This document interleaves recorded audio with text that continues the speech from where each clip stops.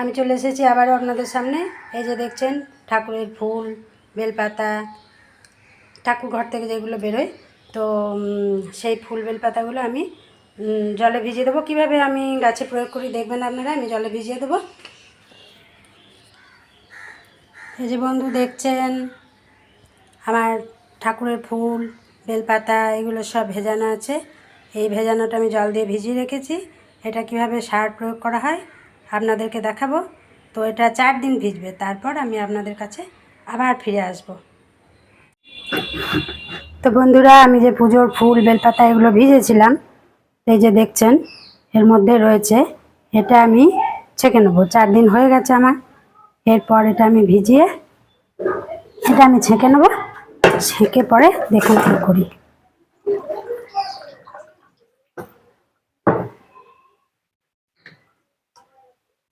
এই যে দেখছেন ছেঁকে নিলাম, নির্যাসটা বেরোচ্ছে। এই যে এগুলো রেখে দেবো, এগুলো কিন্তু ফেলবো না। এগুলো আমি কিচেন কম্পোস্ট যেখানে করি সেখানে দিয়ে দেবো।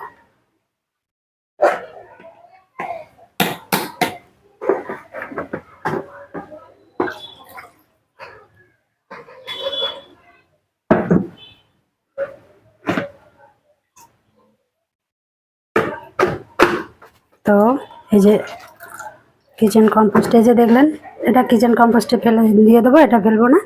তো এই যে দেখছেন বেরোলো। এটার মধ্যে আমি প্লেন জল মিশাবো কিছুটা। ফুল পচা যে জলটা বেরোলো তার সঙ্গে আমি যতটা জল আছে ততটা আমি প্লেন জল মিশিয়ে দেবো। এই প্লেন জল মিশিয়ে দিলাম।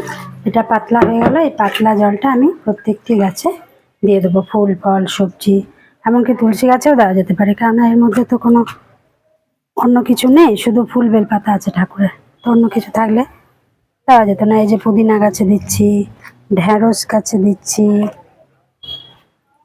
যে প্রচুর হবে ফল, ফুল, সবজি, খুব ভালো এটা সার হয়। এই যে রজনীগন্ধা ফুলের গাছে দিয়ে দিচ্ছি, গাছে দিচ্ছি 1 গ্লাস করে। তা এইভাবেই বন্ধুরা আমি গাছ করি। গাছ করার পদ্ধতিটা আমার এইভাবে। ভালো লাগলে আপনারা আমাকে জানাবেন, লাইক কমেন্ট করে দেবেন। আমি আবার আসবো আপনাদের সামনে আর একটা ভিডিও নিয়ে কিছুদিনের মধ্যে। ধন্যবাদ, নমস্কার।